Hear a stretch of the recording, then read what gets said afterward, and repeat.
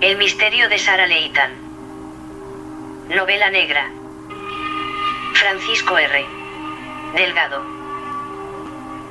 Dedico esta novela a mi familia, mis amigos y mis fieles lectores con mucho cariño. El escorpión pica al que lo saca del fuego. Proverbio indio. Lo peor es cuando has terminado un capítulo y la máquina de escribir no aplaude. Orson Welles, 1915 a 1985, actor, director, guionista, productor y locutor de radio estadounidense. Nota del autor. Hola, amigos. En esta novela se vuelven a encontrar por segunda vez Rachel Ann Johnson, la agente especial del FBI, y la psicóloga y vidente inglesa Constance Robinson en un caso que transcurre principalmente en la pequeña población de Crashville, Tennessee. Un año antes ya se habían reunido en esta misma población para investigar el caso de un asesino en serie de jóvenes mujeres.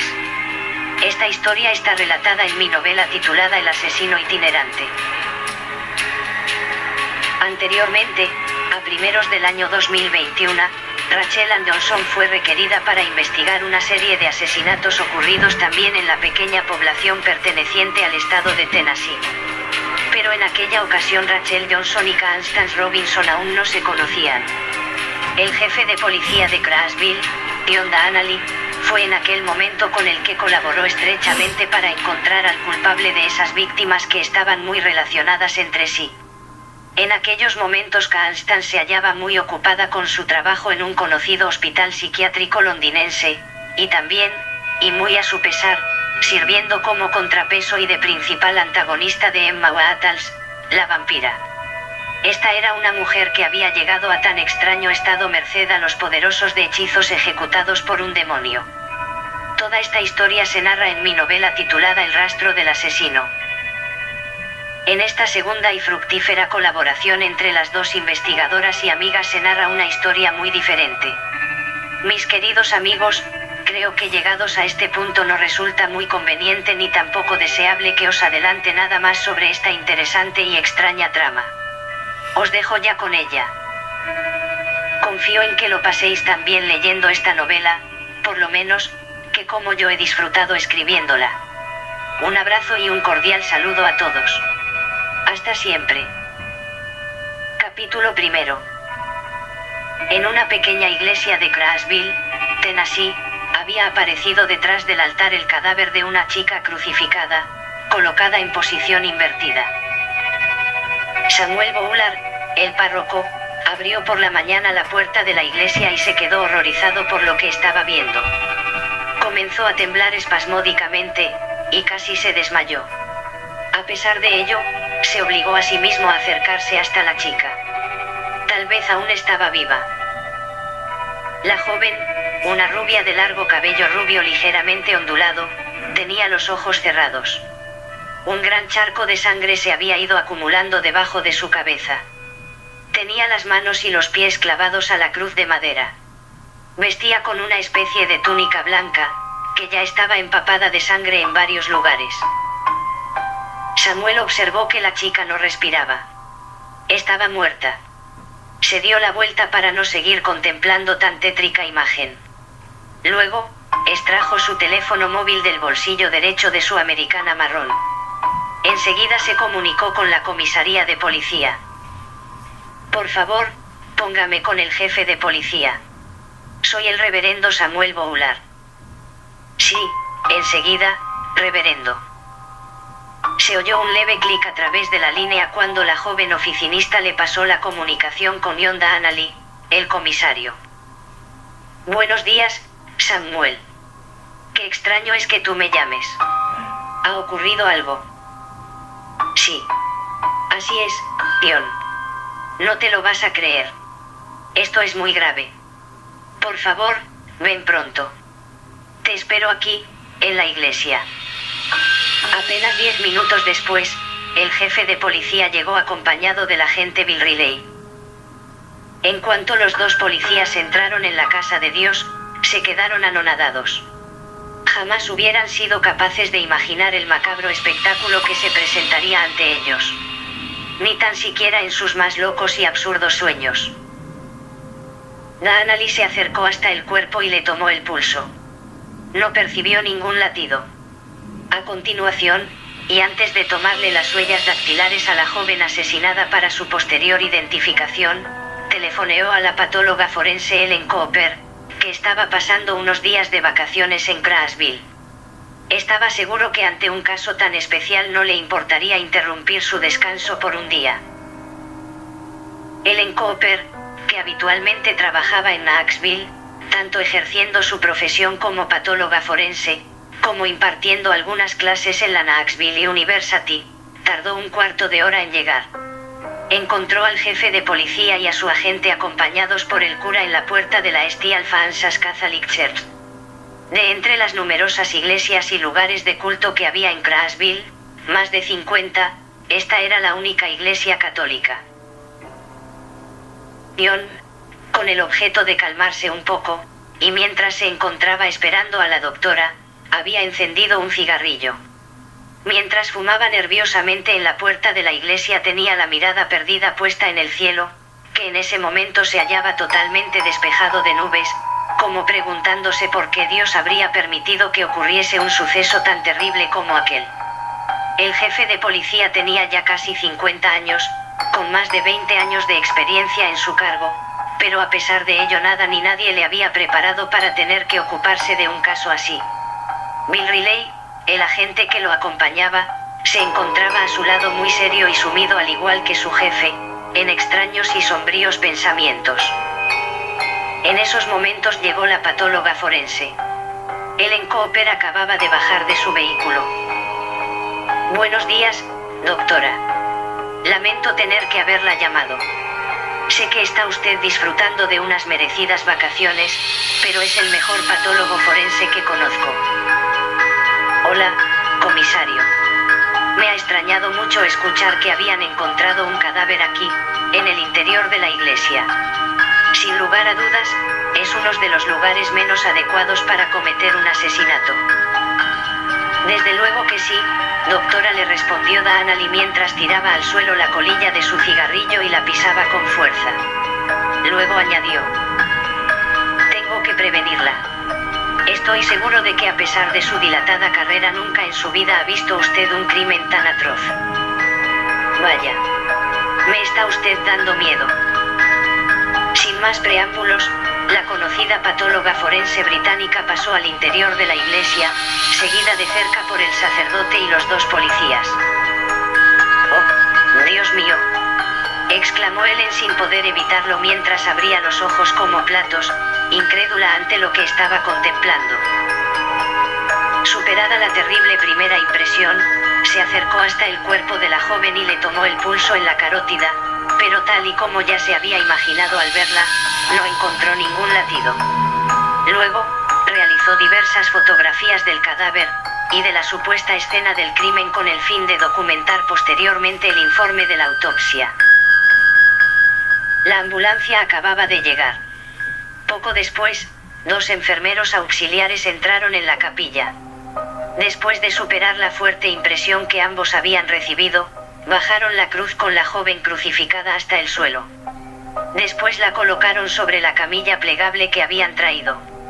A continuación, la cubrieron con una sábana blanca y la condujeron en dirección a la ambulancia. Tras introducirla en la parte de trasera del vehículo, se subieron a este, lo pusieron en marcha y se dirigieron al depósito de cadáveres. Seguidamente, Ellen Cooper condujo su vehículo particular, un Audi azul marino, detrás de ellos. Cuando llegaron a la morgue, los dos auxiliares volvieron a colocar el cadáver sobre la camilla y luego lo trasladaron hasta la sala de autopsias. Una vez allí, colocaron la cruz con el cuerpo sobre una de las 3 mesas de acero inoxidable, concretamente sobre la derecha, la más cercana a la estantería sobre cuyas lillas se hallaban diversos útiles, aparatos y herramientas para practicar autopsias.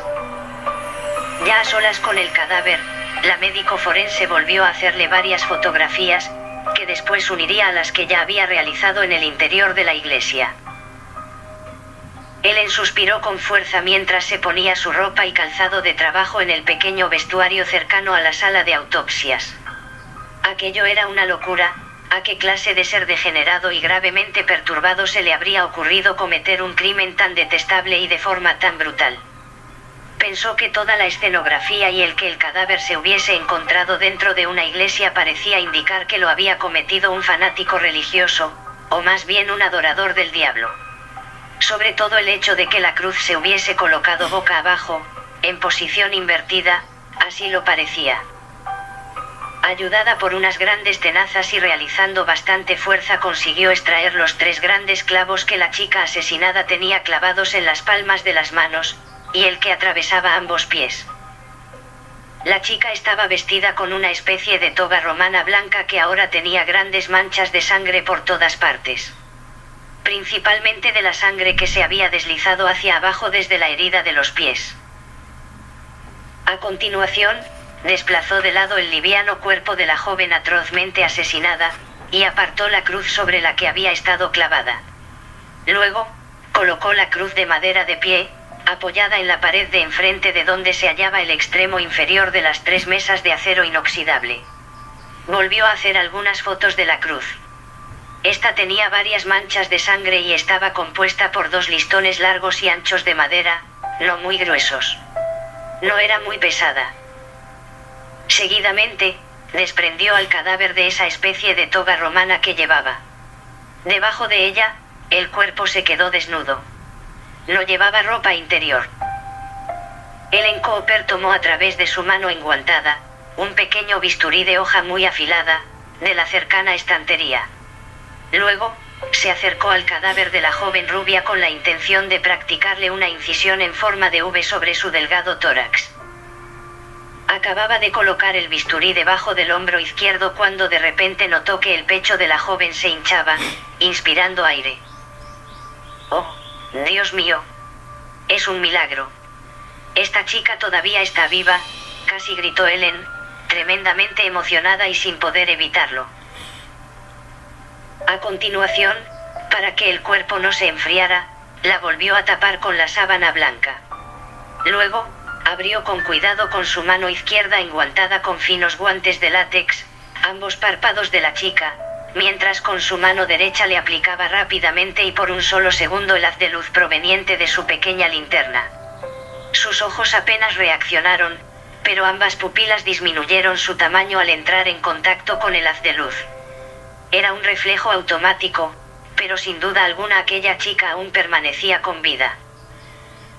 Sin más tiempo que perder, la patóloga forense tomó su teléfono móvil, que había dejado sobre una de las estanterías y telefoneó de nuevo a la ambulancia para que la trasladaran al hospital. Seguidamente le tomó de nuevo el pulso. Esta vez en su muñeca derecha. Los latidos de su corazón eran más bien débiles, había perdido bastante sangre, pero eran regulares. En apenas un cuarto de hora, los nuevamente asombrados, pero esta vez muy contentos sanitarios, recogieron el cuerpo del depósito de cadáveres y lo llevaron al hospital. En la planta baja, en urgencias, le limpiaron y vendaron las heridas que tenía en manos y pies y le pusieron una inyección de morfina.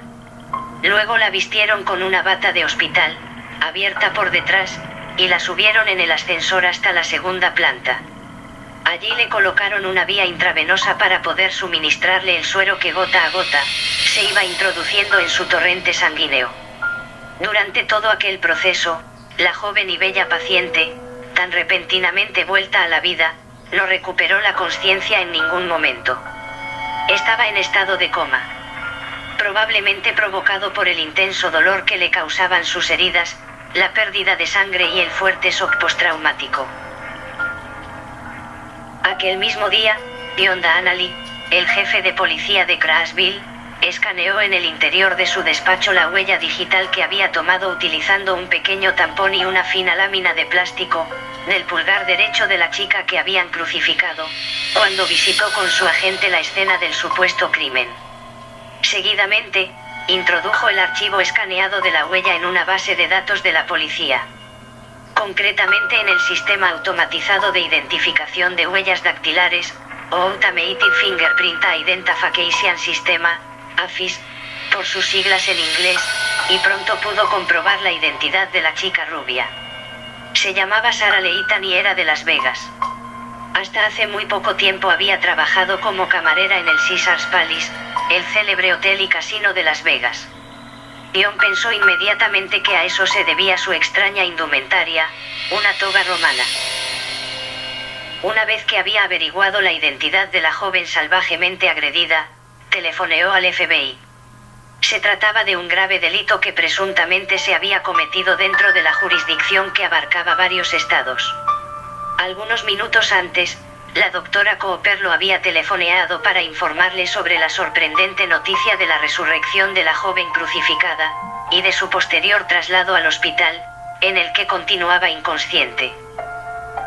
Nannally habló directamente con la agente del FBI, Rachel Ann Johnson, a la que había conocido 2 años antes en Crashville mientras investigaban otros casos de asesinatos, y a la que desde entonces le unía una gran amistad. El inspector y jefe de la policía de Crashville habló con Rachel durante casi un cuarto de hora. Le dijo todo lo que sabía hasta el momento sobre el caso, que todavía no era mucho, a excepción de la identidad de la joven y de las extrañas circunstancias en las que la habían hallado. Johnson se mostró muy sorprendida por todo lo relacionado con el nuevo caso, y aún más porque la víctima hubiese vuelto a la vida cuando ya se la había dado por muerta y se le iba a practicar la correspondiente autopsia. Le prometió